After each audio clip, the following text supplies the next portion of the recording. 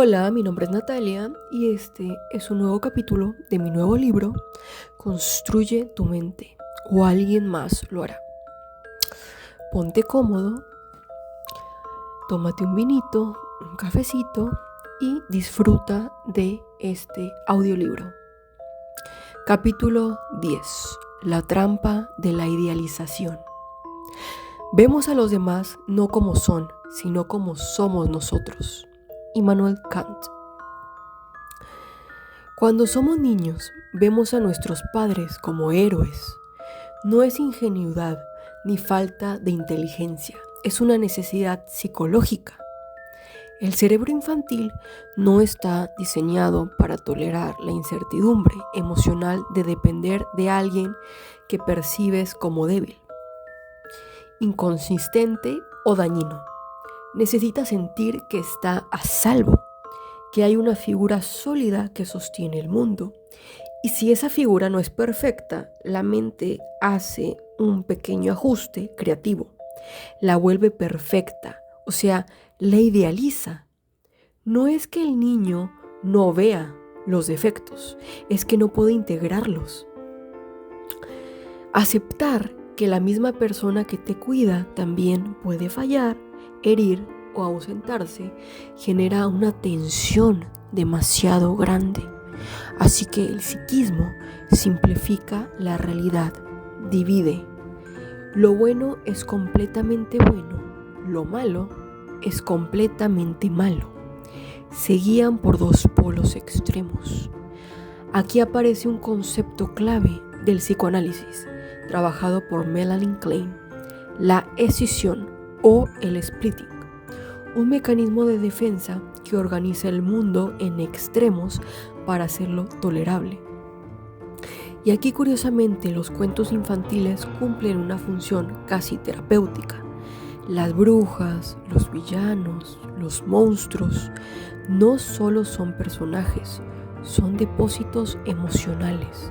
Permiten que el niño coloque ahí todo lo que no puede digerir hacia sus figuras de apego. El niño no odia a su madre cuando se frustra, odia a la bruja.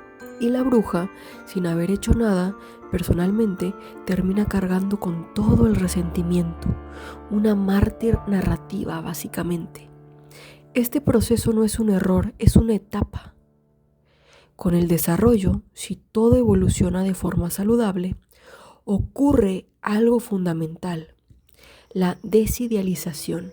El niño empieza a integrar que una misma persona puede ser buena y mala, amorosa y frustrante, presente y ausente.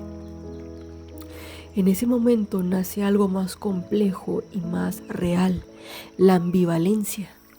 La ambivalencia, según Donald Winnicott, es básicamente ese momento incómodo en el que amas algo y al mismo tiempo te dan ganas de aventarlo por la ventana. Sí, como cuando quieres mucho a alguien, pero también te desespera como mastica. Winnicott diría, tranquilo, no estás loco, estás funcionando. Para este autor, desde bebés ya vivimos esa dualidad. El mismo ser que nos da amor, generalmente la madre o cuidador, también es el que no aparece cuando queremos. Entonces el bebé pasa de te amo, eres mi mundo a ¿dónde estabas? Te odio. Pero ojo, no es un odio estilo villano de película, es más bien una frustración intensa. Es como pedir comida y que tarde demasiado. Sigues queriendo comer ahí, pero ya estás juzgando al mesero en tu mente. Lo interesante es que para Winnicott esto no es un problema, sino un logro psicológico, porque aceptar que puedes amar y odiar a la misma persona significa que tu mente ya no divide el mundo en todo bueno o todo malo. O sea, dejaste de ser ese amigo dramático que dice, eres perfecto un día y eres peor al siguiente. Ahora puedes decir, te quiero, pero a veces me sacas de quicio. Eso, aunque suene un poco romántico, es salud mental. En la vida adulta, esta ambivalencia sigue apareciendo todo el tiempo. Amas tu trabajo, pero odias despertarte temprano. Quieres independencia, pero también que alguien te resuelva la vida de vez en cuando. Es como si tu cerebro tuviera dos pestañas abiertas, siempre, y ninguna se cierra nunca. Y no es error del sistema, es el sistema funcionando. Winnicott básicamente nos viene a decir, si puedes tolerar esa contradicción sin colapsar, vas bien. Si necesitas que todo sea blanco o negro, bueno o malo, perfecto o terrible, ahí sí hay un problema. Porque la realidad, aunque nos duela, es más tipo gris con crisis existencial ocasional. La ambivalencia no es debilidad emocional, es madurez. Es poder decir te quiero sin dejar de pensar, pero bájale 2 rayitas. Y si eso te pasa, felicidades, estás psicológicamente vivo. Y aunque suene menos romántico que tener padres perfectos, en realidad es un avance enorme, porque permite ver la realidad sin distorsionarla, para sobrevivir. El problema no es idealizar en la infancia, el problema es no dejar de hacerlo en la adultez, porque entonces ya no es una etapa, es un patrón. Muchas personas siguen buscando, sin darse cuenta, esa figura perfecta que alguna vez necesitaron, solo que ahora no se llama mamá o papá, se llama pareja, jefe, amigos, incluso yo ideal. Esto pasa muy seguido cuando conoces a alguien y te enamoras. La idealización de una pareja es básicamente cuando tu cerebro se convierte en el mejor publicista del mundo, pero sin ética. Conoces a alguien y, en lugar de ver a una persona normal que también deja el champú abierto y se enoja por cosas tontas, tu mente dice, este ser humano es perfecto, seguro hasta huele bien cuando se despierta. Al inicio todo es mágico, si llega tarde, no es irresponsable, seguro estaba salvando gatitos. Si no contesta mensajes, no es que te ignore, es que vive el presente espiritual. Básicamente conviertes cualquier defecto en cualidad digna de un documental. Tu pareja no ronca, respira con carácter. No es celosa, protege lo suyo con pasión. Es el equivalente emocional de ver una película y pensar que el villano solo está incomprendido, hasta que quema algo importante. Pero luego pasa algo trágico, la realidad. Un día descubres que esa persona también se enoja, se equivoca, dice cosas torpes y peor aún, es humana. Y ahí es cuando tu cerebro entra en crisis existencial tipo, ¿cómo que no es perfecta? Pero yo ya había armado toda una historia. Es como comprar algo en línea y darte cuenta de que el producto no venía con luces, música y efectos especiales como el anuncio. Al final, la idealización no es tanto sobre la persona, sino sobre lo que tú proyectas. No te enamoras solo de quién es, sino de la versión épica que creaste en tu cabeza.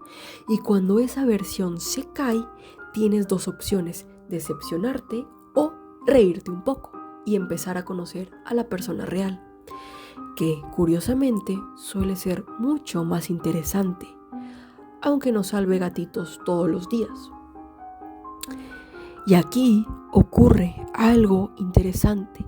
La idealización en adultos no suele venir del amor, suele venir de la inseguridad. Es una forma de externalizar estabilidad. Si esta persona es perfecta, entonces estoy a salvo. Sí, estoy a salvo. Porque cuando colocas a alguien en un pedestal, no lo estás viendo, lo estás construyendo. Y lo construyes desde la necesidad. La historia de Pigmalión. La historia de Pigmalión y Galatea es en el fondo una mezcla extraña entre romanticismo extremo y alguien que claramente necesitaba salir más de su casa. Pigmalión era un escultor de la isla de Chipre que había desarrollado una profunda decepción hacia las mujeres de su tiempo. No porque todas fueran terribles, sino porque él tenía un estándar tan idealizado que básicamente ninguna persona real podía competir. Así que, en lugar de seguir intentando relaciones humanas normales, decidió hacer lo más razonable, según él, crear a la mujer perfecta. Literalmente, tomó marfil y esculpió una estatua con tal belleza, proporción y delicadeza que parecía viva. Y ahí empezó el problema. La estatua, que más tarde se llama Galatea, no era solo una obra de arte para él. Pigmalión comenzó a tratarla como si fuera una persona real. La vestía, le hablaba, la tocaba con cuidado, incluso le llevaba regalos como si pudiera apreciarlos. En su mente no estaba loco, simplemente había encontrado algo que el mundo real no le ofrecía. Perfección sin contradicciones, sin discusiones, sin defectos. Básicamente una relación sin humanidad, que es justo lo que la hacía perfecta y trágica al mismo tiempo. Pero aquí entra el elemento divino. Durante un festival en honor a Afrodita, la diosa del amor, Pigmalión hizo una oración bastante reveladora. No pidió directamente que la estatua cobrara vida, porque eso ya sonaba demasiado raro incluso para él, sino que pidió una esposa semejante a su creación, Afrodita, que entendía perfectamente lo que estaba pasando y probablemente pensó: este hombre ya está demasiado metido en esto. Decidió concederle el deseo, pero a su manera. Cuando Pigmalión regresó a su casa, besó la estatua como siempre. Y algo cambió. El marfil comenzó a perder su frialdad, a suavizarse, a volverse cálido. Lo que antes era rígido empezó a ceder bajo sus manos. La estatua estaba cobrando vida. Galatea abrió los ojos, respiró y dejó de ser un ideal inalcanzable para convertirse en una persona real. El final, a diferencia de muchos mitos griegos que suelen terminar en tragedia o castigo, es sorprendentemente feliz. Pigmalión y Galatea se casan y, según algunas versiones, tienen hijos. La fantasía se convierte en realidad, aunque con una pequeña ironía. Pigmalión finalmente obtiene lo que quería, pero ahora tiene que convivir con una persona real, no con una idea perfecta. Es decir, consiguió el sueño y con él, inevitablemente, también las imperfecciones. Y ahí está el núcleo del mito. No es solo una historia romántica, sino una reflexión bastante incómoda. Habla de la idealización, de querer moldear al otro según nuestros deseos, de enamorarse más de una fantasía que de una persona, porque al final Galatea cobra vida, pero eso implica algo que Pigmalión no había considerado del todo. Amar a alguien real siempre es más complicado que amar a una escultura que nunca te contradice. Pero lo importante no es que se enamoró, lo importante es de qué se enamoró, no de una persona, sino de una proyección. Pigmalión básicamente diseñó una relación sin conflicto, sin necesidad, sin incertidumbre y sin rechazo. Es decir, eliminó todo lo que hace una relación sea real. Una fantasía bastante atractiva, hasta que recuerdas que también elimina algo esencial: al otro. Desde la psicología, esto refleja un mecanismo muy común. Idealizamos cuando no podemos tolerar la complejidad, porque amar a alguien implica aceptar cosas incómodas, que no siempre va a coincidir contigo, que tiene límites, que puede cambiar y que puede irse. Y eso confronta algo profundo: la falta de control. Pero la idealización tiene un problema estructural. No es sostenible, es un estado inflado. Tarde o temprano, la realidad filtra. Y cuando lo hace, el contraste es brutal. Lo que antes parecía perfecto empieza a mostrarse grietas. Lo que admirabas ahora te irrita.